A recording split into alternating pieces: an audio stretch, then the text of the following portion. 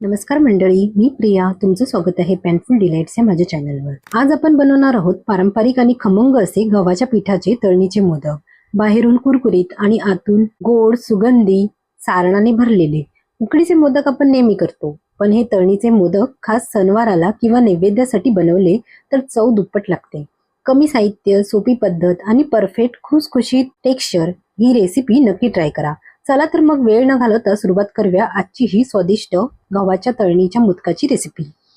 यासाठी आपल्याला लागणार आहे 1 कप गव्हाचे पीठ, 1 कप बारीक रवा, चवीपुरता मीठ, 4 मोठे चमचे तूप, पीठ मळण्यासाठी लागणार आहे पाणी.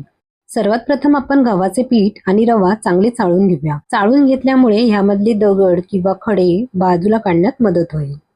हे बघा, हे मोठे कण आपण आता टाकून देऊया. आता आपण बारीक रवा चाळून घेऊया.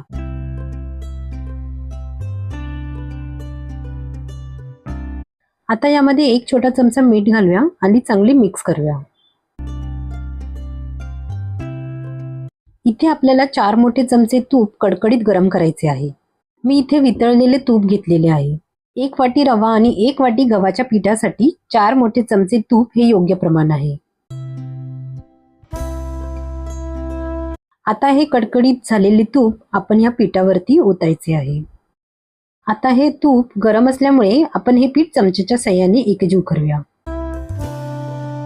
आता हे तूप थंड झाले आहे, त्यामुळे मी हातानेच हे पीठ चोळून घेत आहे.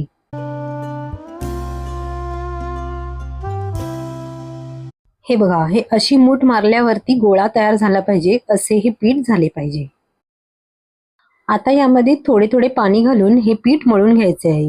हे पीठ आपल्याला घट्टसर असे मळून घ्यायचे आहे. हे पीठ मळण्यासाठी मला अर्धा कप पाणी लागले आहे. ज्या कपाने मी रवा घेतला होता त्याच कपाने अर्धा कप मी पाणी वापरले आहे. आता हे पीठ आपले मळून झाले आहे. आपण त्याला झाकून ठेवूया. झाकून ठेवल्यामुळे ह्यातील रवा पाणी शोषून घेते. आता आपण सारण तयार करूया. त्यासाठी आपल्याला लागणार आहे 1.5 कप किसलेले ओले खोबरे, 1 कप किसलेला गूळ, 4 ते 5 वेलची आणि पाव चमचा जायफळ आणि 1 मोठा चमचा तूप.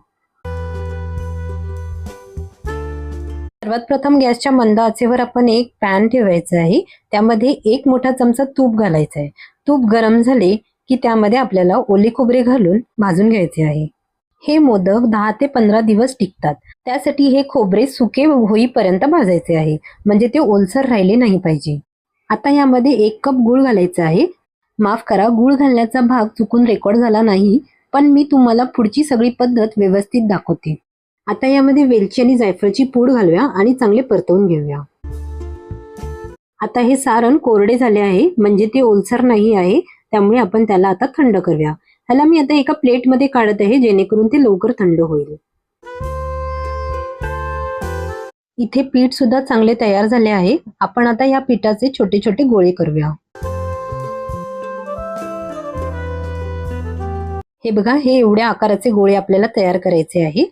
अशा प्रकारे मी सर्व गोळे तयार केले आहे. आता आपण पोलपाटावरती गोळ्या लाटून घेऊया. इथे मी गव्हाचे पीठ लाटण्यासाठी वापरले आहे. आता हे आपल्याला एकदम पातळ लाटायचे आहे. आता यामध्ये 1 मोठा चमचा सारण भरूया आणि सारण एकदम मध्यभागी भरायचे आहे. आता याच्या कळ्या पाडण्यासाठी मी असे 2 टोक एकत्र केले आहेत. आता एका बोटाने एका साइडने आपण ह्या अशा एकावर एक ठेवून कळ्या एकत्र करायच्या आहे. आता दुसऱ्या साइडने सुद्धा या कळ्या आपल्याला एकत्र करायच्या आहेत आणि वरच्या साइडने थोड्या प्रेस करायच्या आहेत, म्हणजे दाबून घ्यायच्या आहेत. आणि जो जास्तीचा भाग आहे तो आपल्याला काढून घ्यायचा आहे, म्हणजे आपला मोदक तयार होईल.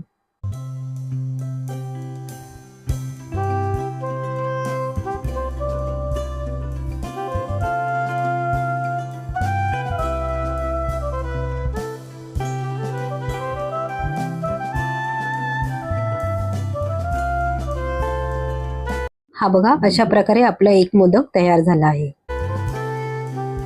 आता मी तुम्हाला दुसऱ्या पद्धतीने मोदक कसा करायचा ते दाखवते. जसं आपण उकडीचा मोदक करतो ना, त्याच प्रकारे हा मोदक करायचा आहे. बघा, अशा प्रकारे आपण कळ्या पाडायच्या आणि वरती उचलून एक्स्ट्राचा भाग काढून टाकायचा.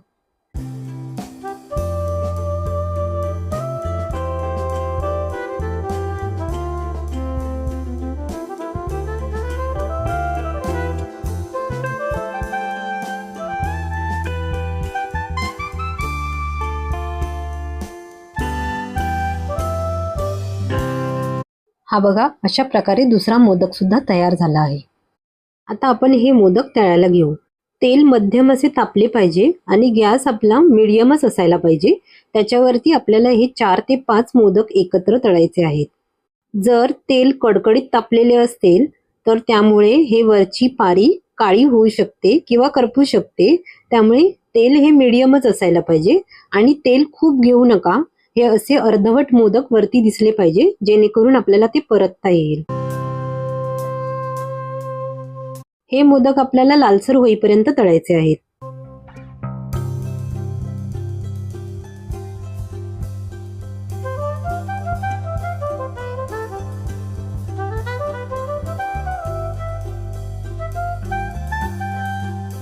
हे बघा, हे मोदक आता चांगले तळून झाले आहे. आपण ह्याला टिश्यू पेपरवर काढूया.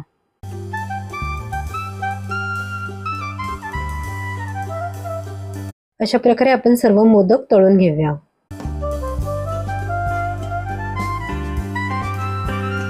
हे मोदक थंड झाल्यावर आपण एका एअरटाईट कंटेनर मध्ये ठेवू शकता आणि हे 10 ते 15 दिवस टिकतात. आणि हे मोदक खरंच कुरकुरीत होतात. वरची ही पारी अशी खुसखुशीत होते. ह्या एवढ्या सारणामध्ये 21 मोदक परफेक्ट होतात. मी ह्यामधला एकही मोदक तोडून दाखवला नाही आहे, कारण मला हे मोदक नैवेद्यासाठी एका मोठ्या गणपतीच्या मंदिरात दाखवायचे होते. त्यामुळे हे मी नैवेद्याचे मोदक तोडून दाखवला नाही आहे. पण दुसऱ्या दिवशी सुद्धा हे मोदक असेच खुसखुशीत होते.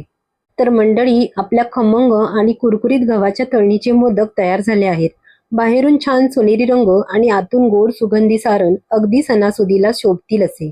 ही रेसिपी तुम्हाला आवडली असेल तर व्हिडिओला लाईक करा, आपल्या मित्रमैत्रिणींशी नक्की शेअर करा आणि अशाच पारंपरिक व सोप्या रेसिपींसाठी चॅनलला सबस्क्राईब करायला विसरू नका. तुम्ही हे मोदक घरी करून बघितले तर कमेंट्समध्ये तुमचा अनुभव नक्की सांगा. पुन्हा भेटूया अशाच एका छान आणि स्वादिष्ट रेसिपी सोबत. तोपर्यंत धन्यवाद.